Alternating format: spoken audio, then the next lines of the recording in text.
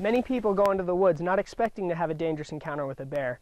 However, Montana wildlife officials say that with bear populations on the rise and more people in the woods, encounters will increase as well. That's why the kids you're about to meet spend a day up in the woods learning about safety with some bear-savvy teens.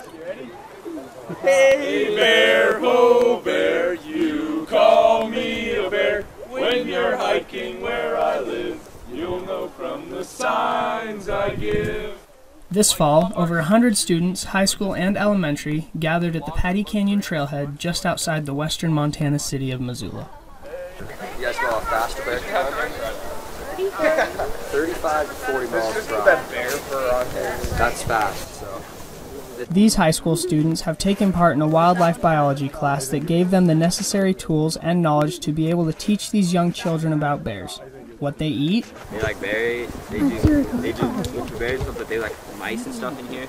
How you know they've been there. When you're going hiking, you'll always be looking for different bear signs all over this trail. The teens also taught the kids how to camp without attracting bears. Most common perception is that a passive-looking bear is a safe bear, and that means the rules don't apply. They always apply. You never approach, follow, attempt to interact with, or feed, no matter the demeanor and the appearance of the bear.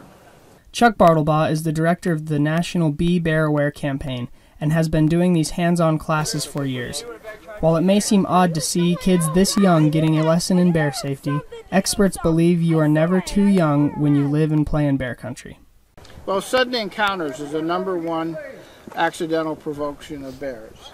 #2 is feeding or approaching causes that type of confrontation.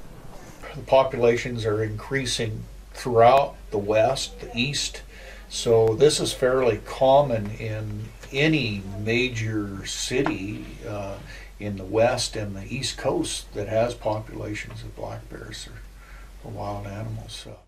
James Jonkel is a bear manager with Montana Fish, Wildlife and Parks. He says each of the major recreation areas around Missoula have a population of bears. Patty Canyon, the trailhead the kids are at, has a population of 5 to 8 bears. Miller Creek has 10 to 15 bears. The Rattlesnake and Grant Creek areas have more than 40 bears.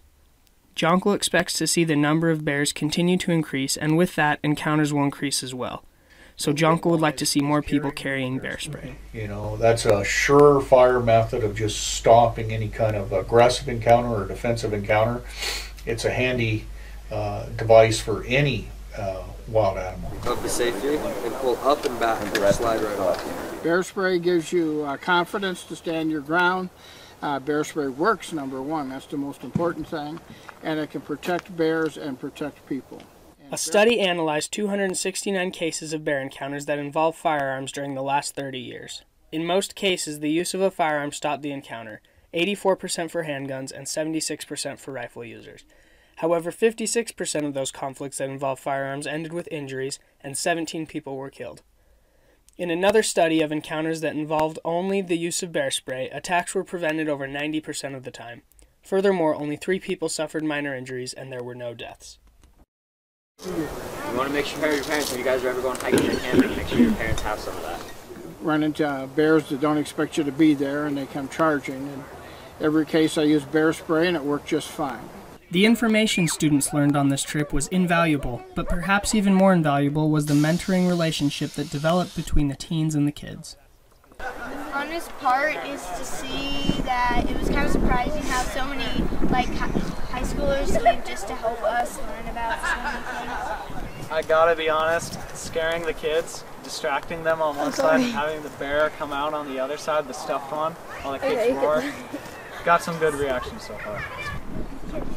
Well, I've learned that to always carry pepper spray and that toothpaste or deodorant can attract bears, so never bring toothpaste and deodorant when you're camping. In the end, everyone walked away not only with a greater understanding of what to do in a bear encounter, but with a greater appreciation of these animals.